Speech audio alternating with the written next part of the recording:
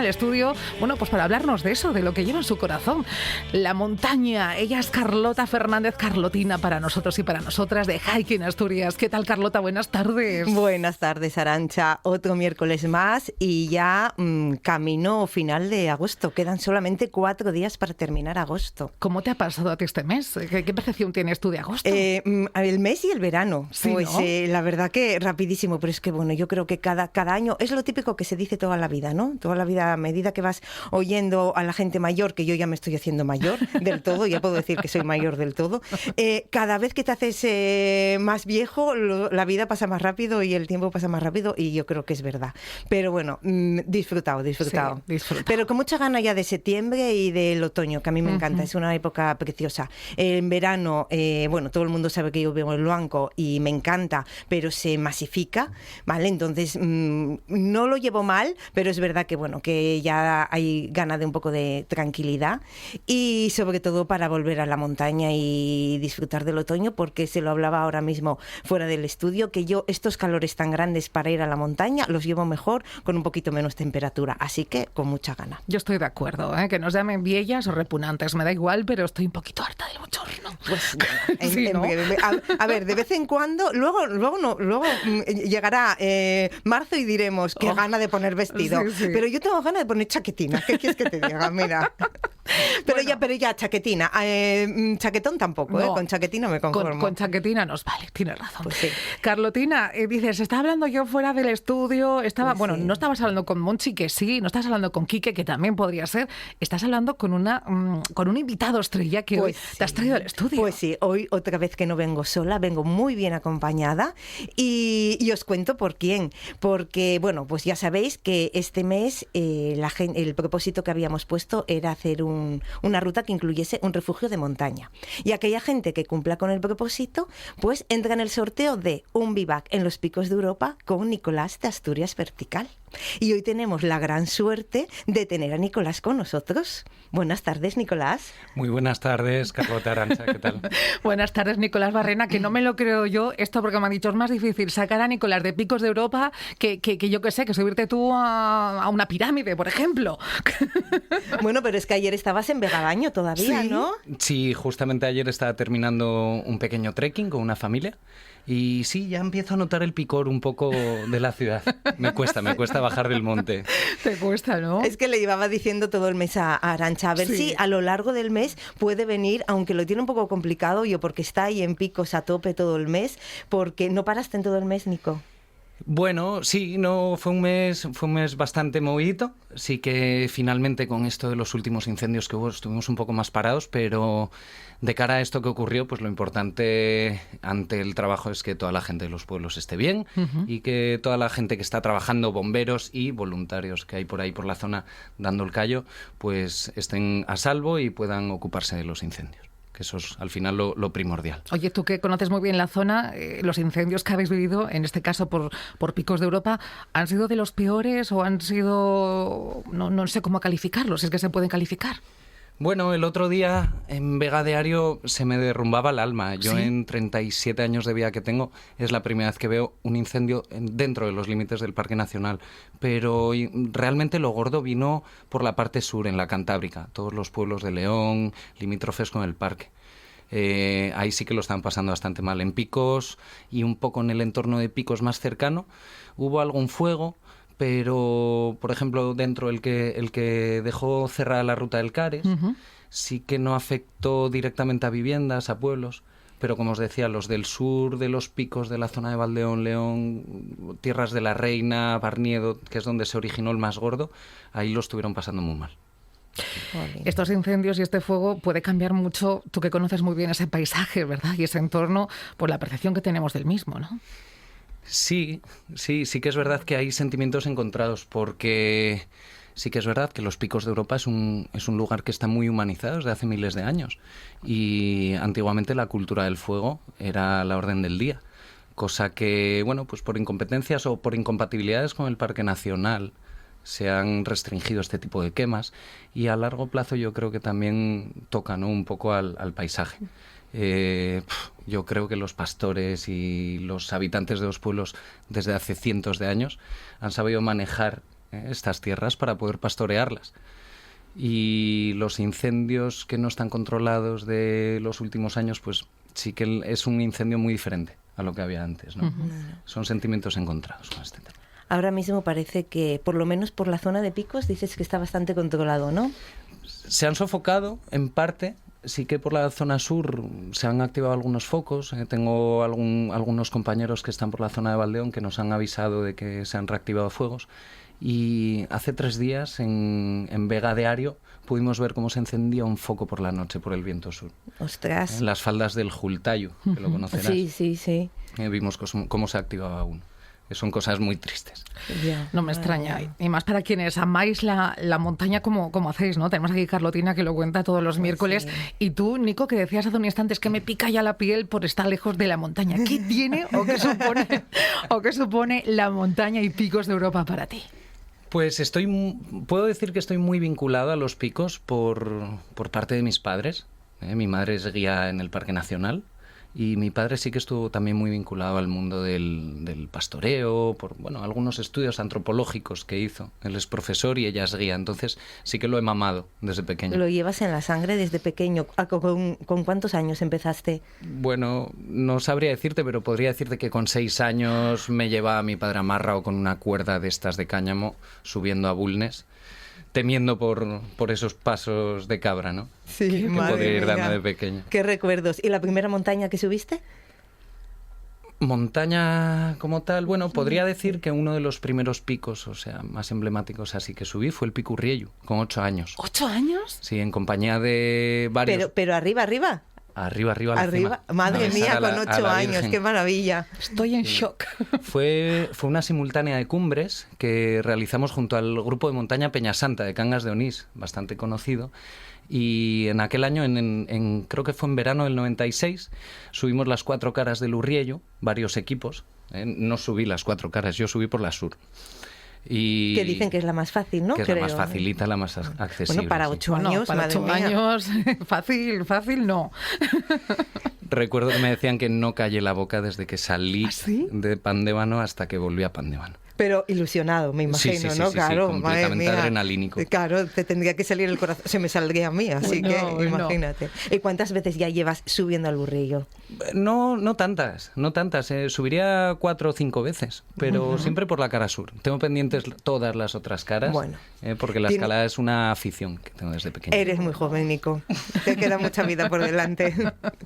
Bueno, cuéntanos, a ver, para la gente que está cumpliendo el reto y que va a entrar en ese sorteo, que la semana que viene ya sabremos el ganador, un poco lo que le espera, porque ¿cómo es vivaquear en los picos de Europa? Incluso para la gente que lo más importante y lo más seguro sería a lo mejor contratar a Nicolás para ir con él, pero imagínate que alguien quisiera ir solo, y ¿qué normas y qué necesitamos saber para hacer un vivac en los picos de Europa? Bueno, si vas solo, lo primero, dejar avisado bien a tu madre o bien a un familiar o bien a un buen amigo de que vas solo. Bajar un escalón, un nivel. Sí. Cuando se va a la montaña solo, yo creo que no tienes que ir un poco a lo más ambicioso, ¿no? Sino ir a estar seguro tú y disfrutarlo, que es de lo que se trata. Y recomendaría un poco a la gente que hace vivac por su cuenta, pues dejar la mínima huella. Vivaquear en la montaña es un concepto que está muy de moda últimamente, ¿no? Y que a lo mejor sí que vendemos esa palabra o pintamos esa palabra del vivaqueo porque es muy atractiva, pero en realidad lo interesante es el completo, ¿no? El subir un día a la montaña, el quedarse a dormir para hacer algo al día siguiente, madrugar, tanto ver el atardecer como el amanecer. Y disfrutar de un par de jornadas completas, ¿no? Una experiencia completa. Es una forma de poder acceder a zonas que si no a lo mejor en una única jornada serían un poco más complicadas o incluso que no se podría hacer. Bueno, menos aquí la Nuria Colau y gente así que corre por ahí y lo hace todo en tiempo récord, pero bueno, alguien más normal es que para llegar a ciertas zonas sí que tendríamos que hacer noche por el camino. Hombre, sí que es verdad que el peso influye, ¿no? La distancia, el desnivel, sobre todo para aquella gente que se adentra o que se inicia, ¿no? En este tipo de actividades, es muy bueno pues dividir las cosas en dos, ¿no? Poquito a poco, porque sí que es verdad que se pueden hacer actividades de un día, ¿no? Bien ligerito, pero pero es otra forma de hacerlo. Es otra forma de disfrutarlo. Una misma actividad de un día se puede hacer en 2, disfrutando, yendo más tranquilo, bueno, pues completando esa experiencia con lo que es cenar, hacerse una cena con un hornillo de gas o llevarse unos bocadillos y ver el atardecer. Qué bueno. Qué maravilla. Nico, ¿y cómo se duerme en la montaña para quienes nunca hemos experimentado algo así? A ver. El suelo es duro, sobre todo buscarte un suelo blandito Sí. o una colchoneta blandita en la que apoyarte, porque al final Picos de Europa es muy rocoso y salvo en zonas que haya así alguna camperita donde estés un poco más cómodo, bueno, hay que buscarse zonas que te vaya a dar el sol hasta última hora o que te dé el sol a primera hora, que tengas acceso de agua cercano, o llevar el agua necesaria e irte a un punto más vistoso. ¿Tú tienes una zona ya más o menos donde vas con la gente o cada vez vas vivaqueando en zonas diferentes? Pues mira, esa es una pregunta difícil, porque la montaña es muy diferente cada día y también es muy diferente según el tipo de gente que venga. ¿Ah, sí? O sea, cambia mucho el concepto de dónde vamos a llegar, dónde nos vamos a instalar, según qué grupo de gente vaya, ¿no? Eso era una pregunta que luego te la hago, a ver cómo lo hacemos. Pero sí que tenemos varios sitios ideales o idílicos, ¿no?, en los que podríamos pasar la noche, siempre por encima de una altitud determinada, por temas de leyes que hay dentro del Parque Nacional para vivaquear. Y bueno, pues no sé, otro consejo para Porque vivaquear por esas ahí. normas que nos dices, ¿cuáles, aparte, hay una altitud mínima donde se puede hacer y alguna norma más? Sobre todo el Parque Nacional, en cuanto al concepto de vivac, ¿no?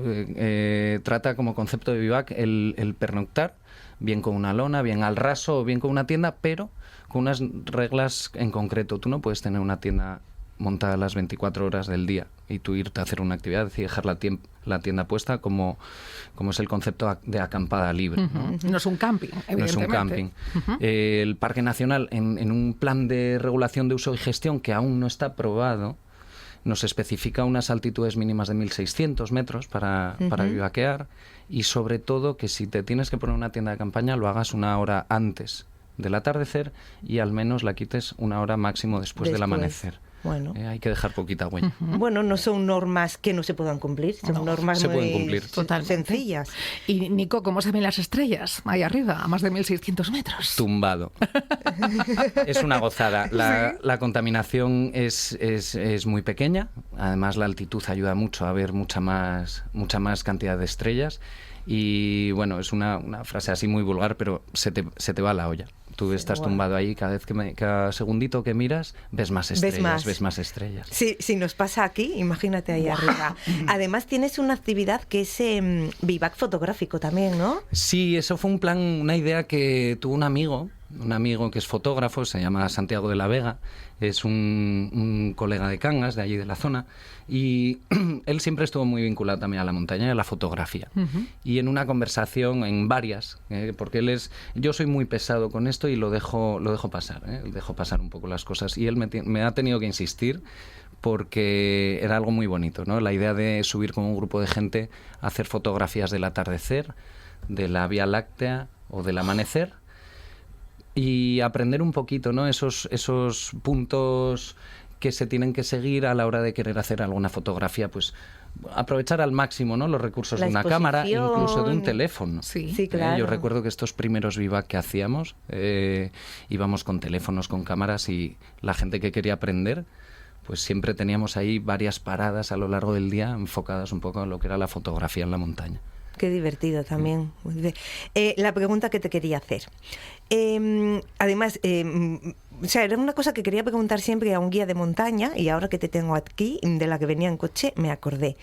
A la hora de tener un grupo, que decías tú, depende del grupo que sea, ¿cómo valoráis si ese grupo o esas personas están suficientemente cualificadas para poder hacer esa ruta que te han contratado? ¿Te ha pasado alguna vez de que, porque yo sé hasta dónde puedo llegar, pero me imagino que haya gente que cree que puede llegar mucho y que luego a mitad no pueda con tanto, porque la gente que cree que puede más de lo... ¿Cómo lo evalúas? ¿Cómo haces para saber que este grupo sí va a poder afrontar esta ruta, este trekking? Es algo difícil. Tienes que hacer un trabajo casi de anticipación desde el primer contacto, ¿no?, con la gente. Cuando te llaman y te preguntan qué es lo que tienes o qué es lo que podemos hacer, yo siempre parto de preguntarles a ellos, ¿no? ¿Qué experiencias previas tienes? ¿Dónde has estado? ¿Es tu primera vez? Y a partir de ahí es un trabajo casi de psicología. Es un trabajo de ir anticipándote, ir viendo cómo responde la gente. Y no es fácil, pero siempre siempre buscamos alternativas para que puedan realizar todo el mundo. Oye, y hablando de ese público que comenta Carlota, ¿suelen ser asturianos, no asturianos o incluso de mucho más allá del negro? Tengo de todo, recibimos gente de todo el mundo, sí. Sí, puedo decir que desde asturianos que nunca habían pisado los picos de Europa, a gente que sí que se anima a pisarlos, pero con menos experiencia. Y luego, pues, de muchos países. He tenido gente de Estados Unidos, de Canadá, de Bélgica, de Holanda, cantidad de países. O sea, Francia, que además, portugueses.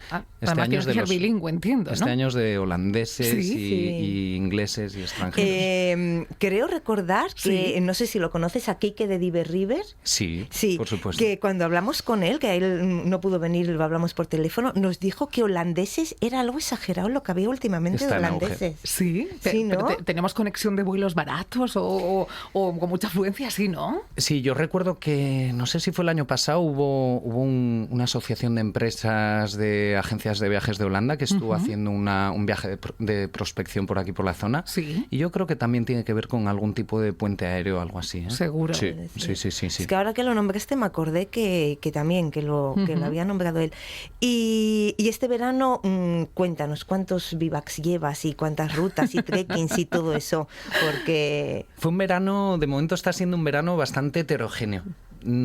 Así en comparación con otros años en el que sí que hacíamos muchos más bivacs, este año me han salido menos, quizás por coincidencias de la meteorología o de que la gente también se aventura por su cuenta. Yo es lo que he notado. De unos años de hace un par de años ahora, sale la gente por su cuenta a hacer bivac y, bueno, está como más informada, un poco más preparada o se anima más.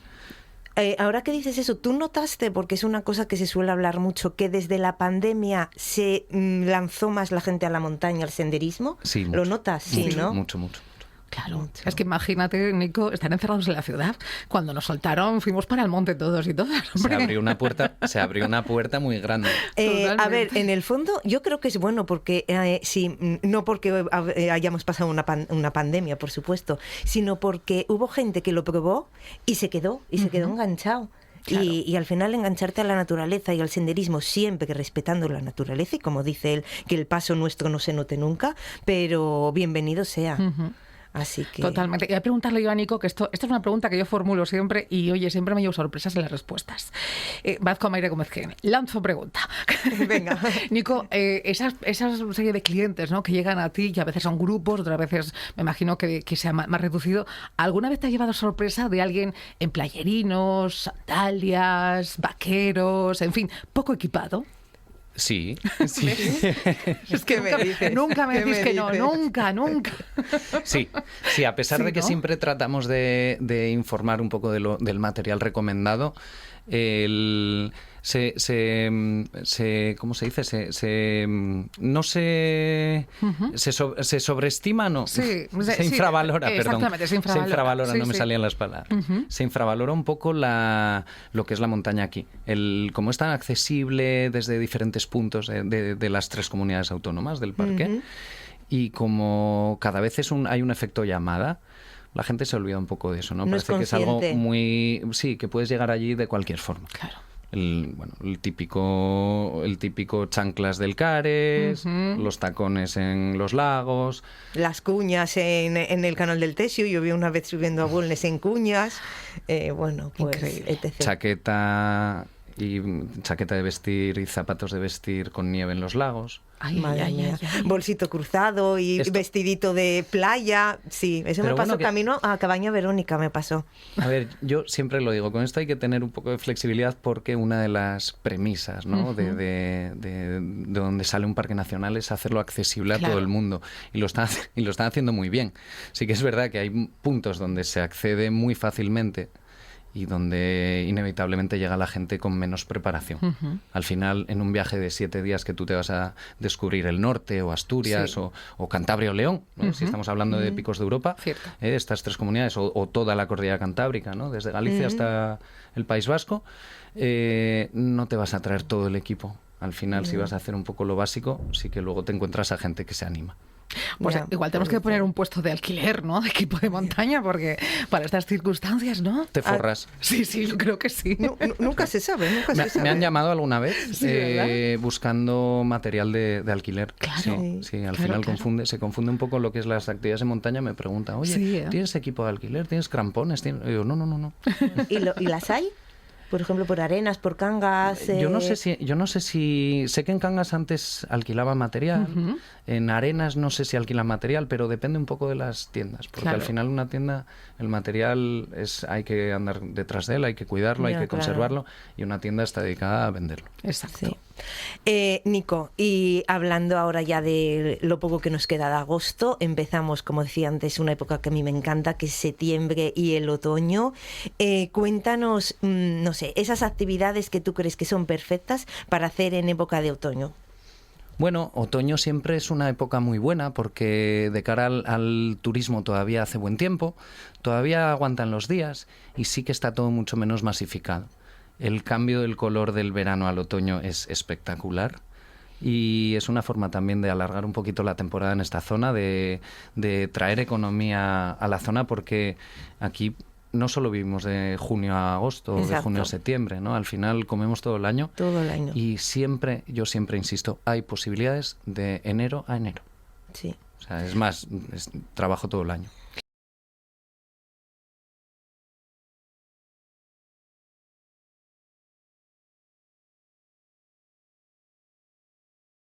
Claro. O sea que también con nieve, ¿no? Podemos hacer un bivac o es muy arriesgado. Bueno, siempre depende un poco de la experiencia de cada uno. Sí, este invierno voy a lanzar varias actividades así invernales con pernoctas en la nieve o en cuevas de nieve o en iglús o en tiendas, pero enfocado un poco más al trekking y si hay nieve en raquetas de nieve, pero nos falta la nieve todavía, que estamos en una zona que nieva cada vez menos. A ver, yo tengo que decir que yo no quiero que lo digas, porque quiero que siga siendo secreto, porque cada vez que hace una ruta de raquetas de nieve, las fotos que cuelga son espectaculares. Yo, porque bueno, hay muchas fotos de rutas en raqueta de nieve, pero como las que sube Nicolás, yo nunca vi ninguna. Yo no sé dónde llevas a la gente y no lo digas, porque la gente así que se apunte y que lo descubra, pero son espectaculares esos paisajes de nieve en medio del monte, del bosque, con toda esa nieve por encima. La verdad que a mí es que me encanta la nieve. A veces es encontrar el sitio adecuado para la foto, el momento, la luz, ¿no?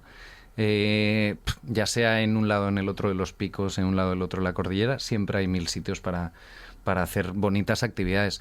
Hay que buscar un poco, yo me rijo sobre todo en buscar un poco qué mejor tiempo hacen, depende qué zona, cómo ha nevado en qué zonas y qué cantidad de nieve hay. ¿Y con cuánto tiempo se te puede reservar una ruta en raquetas? Porque claro, dependemos tanto en invierno encima, que te venga temporal. Por ejemplo, que alguien te llame el jueves, ¿es suficiente? ¿Lo puedes cancelar o...? Hombre, en invierno yo suelo anunciar rutas en función un poco de la nieve. Llega una semana de temporal, pues ya desde el primer día que amaina un poco el temporal se puede hacer. Sí que es verdad que con la meteo, pues una anticipación de más de una semana es difícil. Bueno, es complicado. De más de una semana es difícil saberlo. Pero bueno, siempre se pueden hacer cosas. ¿Y y la gente cuántos grupos sueles llevar cuando vas así a hacer raquetas? ¿Personas? Sí, personas. Pues trabajo con grupos reducidos, no más de 8 personas. Hasta 8 personas es un grupo que un guía puede manejar perfectamente, que puedes atender un poco a todos y que no pierde un poco la esencia de...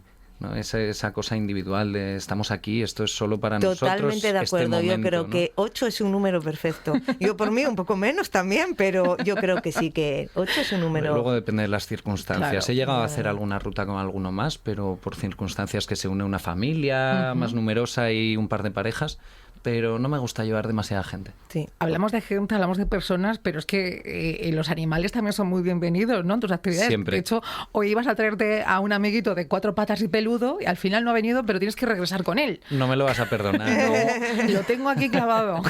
Se llama Rhys. Es nuestro compañero peludo de 4 patas. Es un border collie. ¿Cuánto tiempo tiene? Tiene 8 años. Está a tope Y experiencia montañera a tope. Bueno, yo recuerdo que creo que con 8 meses fue su primera aventura en la montaña en picos, precisamente con Santi, este amigo fotógrafo. Y tengo un recuerdo muy bonito porque estábamos a 5 bajo cero a las 2 de la mañana echando fotos a la Vía Láctea. Y él estaba paciente, hecho una bolita metido en mi saco. Ay, madre mía. Entonces él empezó desde pequeño. Pero ahora eso, con clientes lo llevo menos porque al final es un niño al que tienes que cuidar. Claro. Y todo el tiempo que tengas los ojos sobre el perro no lo tienes sobre la gente. ¿Y los clientes suelen llevar perro también? Hay veces que me preguntan, sobre todo yo les recomiendo que si el perro está acostumbrado a hacer actividad, sobre todo en cuanto al calor extremo o al frío extremo. El tipo de perro, el tipo de costumbre que tenga el perro también es importante. Es que son preguntas que a nosotros... Pero siempre bienvenidos. Hombre. A nosotros nos pasa mucho que, bueno, no tiene nada que ver lo que hacemos Chus y yo con lo que haces tú, ¿no? Pero esas preguntas que te dicen, ¿y cómo ves la ruta para llevar al perro? ¿O cómo ves la ruta para llevar a niños? Es que, claro, depende qué perro y depende qué niños. Igual. Es que hay niños que con 8 años, como Nicolás, sube al Urriello, ¿vale? ¿Qué le vas a decir? ¿Que no puede ir a hacer ninguna ruta? Pero claro, y hay niños que no salen de su sofá. Y perros, pues parecido. Hay perros que son de ciudad y que salen como mucho a pasear por el parque, o por el paseo de la playa y perros que desde pequeño. Entonces, son preguntas muy, muy complicadas. Bueno, es que yo conozco, perdona, no tiene nada que ver, pero anécdotas de llevarse a un Yorkshire a hacer una caminata y el Yorkshire termina en el veterinario, porque claro, hablamos de un perrito con las patitas muy cortas, entonces claro, es lo que dice Nico, hay que adaptarse, ¿no?, a la necesidad de los animales, ¿no? Y depende del Yorkshire, porque conozco un buen montañero de la zona de allí que tiene una especie de perrito del tamaño de un Yorkshire. Sí. Y ya te digo, camina mucho más que yo, ¿eh? Fíjate. O sea ese perro camina más que yo. Este debía ser que no estaba en plena forma el pobre, que terminó el veterinario. Imagínate. Bueno, pero que te lo pueden preguntar. Carlota está planteándose llevar a gatitos en la montaña. Esto ya no sé cómo. Es que bueno, Nico no sé si lo sabe, pero aquí Arantxa y yo somos mamás de gatito. Sí, somos, ¿vale? Con la mochila. Y el problema es que yo lo intentamos cuando tenía, yo creo que debía tener 4 meses, 5 meses, lo sacamos con la intención de decir, a ver si hacemos que sea un gato montañero, y porque los hay. Es que los hay gatos montañeros, los hay gatos que van en bicicleta, que esquían, ¿vale? Y yo me muero de envidia. Pero nada, que va, no se me salió un gato miedoso, de sofá, de casa y nada. Pero bueno, ojalá fuese montañero. El mío es igual. Pero dice Nico, con mochila, ¿no? Podemos llevar. Hay unas mochilitas, ¿no? Muy adecuadas para llevar mascotas. ¿Alguna vez te encontraste por los picos a alguien con gato? Sí, nos encontramos hace poco con una... Creo iba una chica con una mochila como con un huevo transparente, como con una cápsula espacial, y el gato iba adentro. ¡Qué bueno! Yo no sé si pasaría calor, si pasaría frío... Pero ahí va el gato. Ahí va el gato. Yo ahí tampoco me meto. Bueno. A ver, es raro. Yo, de momento, aquí por Asturias, no vi nadie con gato que nos hayamos cruzado. Pero por las redes sociales sí que está lleno, ¿eh? Pero nada, no, la esperanza ya la perdí. ¿Qué voy a hacer? La esperanza ya la perdí. Pero bueno, creo que esos son casos más aislados que, como tenían mucha difusión con las redes, al final llegaba a mucha gente. Pero hay casos aislados. A ver, lo normal es que los gatos de por sí son un poco más miedosos. Es normal. Y más territoriales, en fin, son adorables, pero tienen ciertas limitaciones, ¿no?, en comparación con el perro. Oye, y hablando de animales, ¿qué fauna te encuentras en los picos y durmiendo en los picos? No me digas arañas porque me salgo corriendo del estudio, ¿eh? Corre. ¿De pequeño a mayor? ¿O del más grande al más pequeño? Como tú porque quieras, desde hormiguillas y garrapatas. Además, eres muy fan de hacer fotos a animalitos y colgarlo por las redes sociales, ¿no? Sí, me critican porque siempre, a los guías también en general, ¿no?, nos critican algo porque vemos una caca y nos tiramos encima, ¿eh? Porque una caca da mucha información de qué animal es, de qué ha comido, de por dónde estamos, ¿no? Pero bueno, desde 1000 bichos pequeñitos hasta los grandes mamíferos, ¿no?, que tenemos en picos, o alrededor en la Cantábrica, desde el oso, el lobo, ciervos, rebecos, que es una gozada verlos. ¿Sí? Con lobo. Con lobo así, el oso sí que no me lo he encontrado, sí que hemos visto rastros, pero de cara a cara no sé si me gustaría encontrármelo o no, Uy, ¿eh? no. Cara a cara. Claro. De lejos sí, pero cara a cara no. ¿Y el lobo? ¿Cómo ha sido esa experiencia? Los pelos de punta. Siempre me lo han dicho, ¿no? Dice, cuando ves un lobo se te ponen los pelos de punta. Normal. Y efectivamente es así, es una sensación muy bonita o muy... Muy no sé, especial. es una sensación pero especial. Sí. Sí, porque solo tienes un parpadeo para verlo. Normalmente ellos en un parpadeo ya no los Ya. ves más. Son rápidos y huidizos. O sea, Qué que la maravilla. situación fue, ¿lo viste? ¿Os parasteis los dos? ¿Hubo un momento de... Te ve de lejos y rápidamente cambia El rumbo se y- esconde. Y algo curioso que tienen los lobos cuando los ves es que ellos saben la distancia y el peligro, ¿no? Entonces, a cierta distancia siempre se paran y miran hacia atrás y te miran a los ojos. Ya. Y ese momento en el que te mira el lobo de lejos y se va, como diciendo, no corro peligro, hasta luego, es un momento muy bonito. Ay, qué guay. Fascinante. Sí, mira, se me ponen los pelos de punta. Es que además, bueno, tanto lobos como osos siempre lo hablamos con expertos, entrevistamos para preguntarles por nuestra fauna y nos recalcan que nos tiene más miedo a nosotros que nosotros a ellos. Sí, o sea que sí, esto es sí, importante sí. también decirlo. Sí, lo típico de, uy, que me muero de miedo porque hay lobos en la montaña. Eso es. Al final, en esta zona, que yo sepa y que se sepa, apenas ha habido ataques a humanos. El lobo le rehuye. Claro. Y pregunta que me acaba de venir A ver. ahora, ya que tengo aquí un experto de picos. Yo lo paso muy mal con los mastines.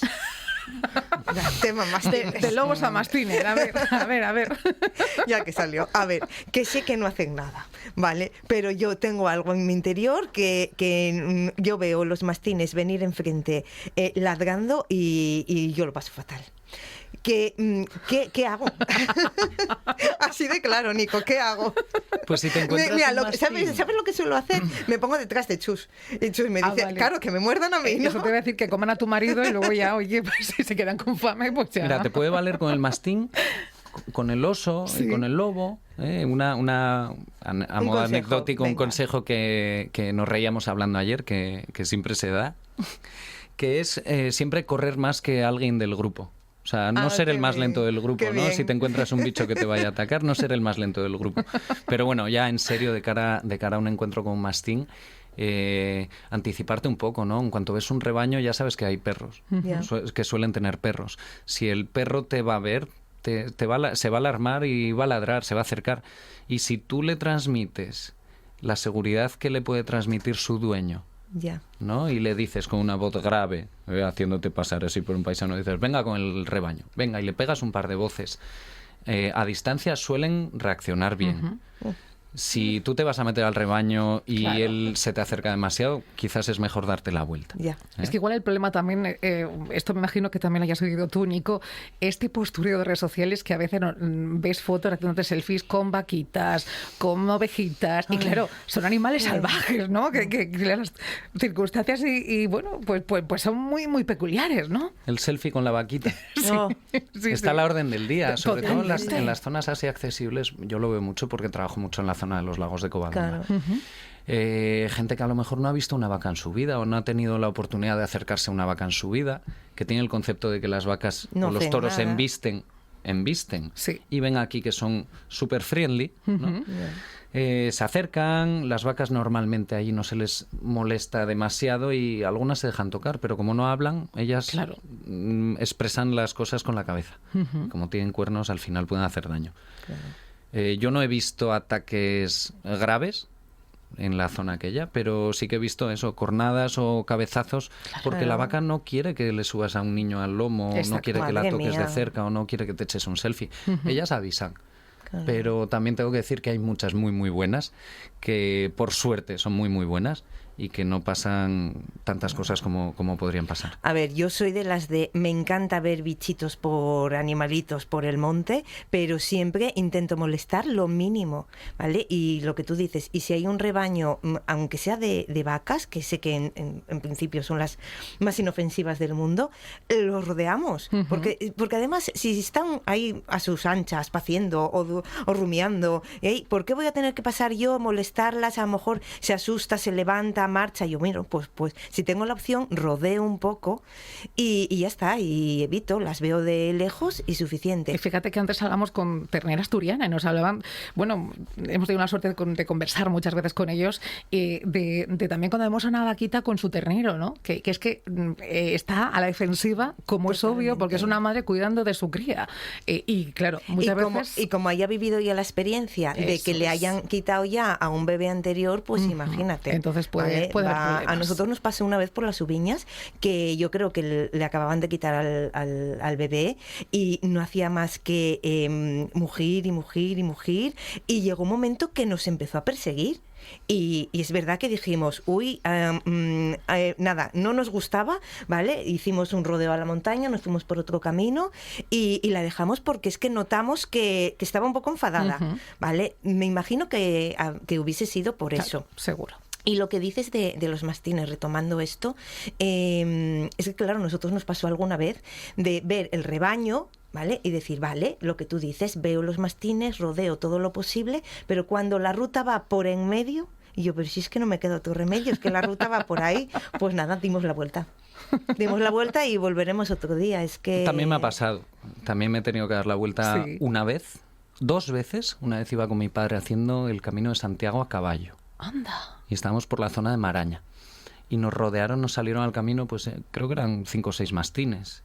Y tuvimos que dar un buen rodeo. Y otra vez con un compañero estábamos estudiando en la zona de Cantabria, en Potes, el curso de guía de montaña.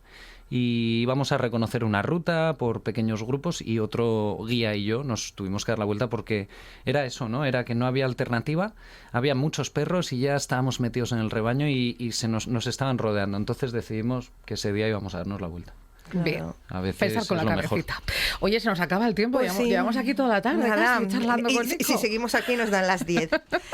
Nico, muchísimas gracias por haberte acercado hasta aquí, de verdad. Sí, A de vosotras. verdad. Oye, ¿cómo os buscamos en redes sociales para seguiros, para verte, para disfrutar de la montaña? Me podéis encontrar buscando Asturias Vertical. Es un nombre con el que empecé un poquito a trabajar en este proyecto, antes incluso de empezar como empresa o como autónomo. Buscando un poco la difusión o la divulgación, ¿no? de la montaña. Entonces, eso luego se transformó en un nombre y Asturias Vertical. Siempre les digo, ¿no? Porque llana es poco. Asturias llana es poquito. Nada de llana tiene poco. Pues Asturias Vertical, bueno, quien se lleve el regalo de Hiking Asturias, estupendo, y quien no, que te llame, te contrate y disfrute Pues de la claro, montaña. un montón de actividades. Como hemos disfrutado en estos Serán minutos, bienvenidos. de verdad. Nicolás, muchísimas gracias. Tienes que venir un día con Rix, que Sí, sepas. lo prometo. Muchas gracias. Gracias a ti, de verdad. Carlotina, algo rápido para despedirnos, que último fin de semana de agosto. Sí, venga, a ponerse a tope con el propósito y entrar en el sorteo de El Viva con Nicolás. Y la semana que viene estrenamos propósito nuevo. Así que estar muy pendientes que el miércoles que viene venimos con sorpresas. Así es, con sorpresinas, como siempre, con nuestra Carlotina, y que, oye, que os busquen en redes sociales, que estáis hasta en TikTok, ¿eh? Esto también tenemos que recordarlo. Tengo un reto. ¿Sí? A partir de mañana voy a subir todos los días un vídeo nuevo a TikTok, porque como tengo tantos acumulados, a ver si levantamos TikTok. No lo sé. Seguro que sí, no me cabe la menor duda, que además ya están en TikTok. Por cierto, Nico, ¿tú tienes TikTok? No. Uy, ha echado una mirada Me como quedaba diciendo, atrás, ¿no? Alguien me tiene que hacer TikTok. Yo hasta hace un mes, así que... Pues hay que estar en TikTok, que es el futuro, dicen, ¿eh? Dicen que es el futuro. Dicen. Oye, gracias de verdad por estar aquí, Asturias Vertical. Muchas gracias. Y Carlotina, gracias a ti. Hasta el próximo miércoles. Hasta el miércoles. Chao, chao. Chao.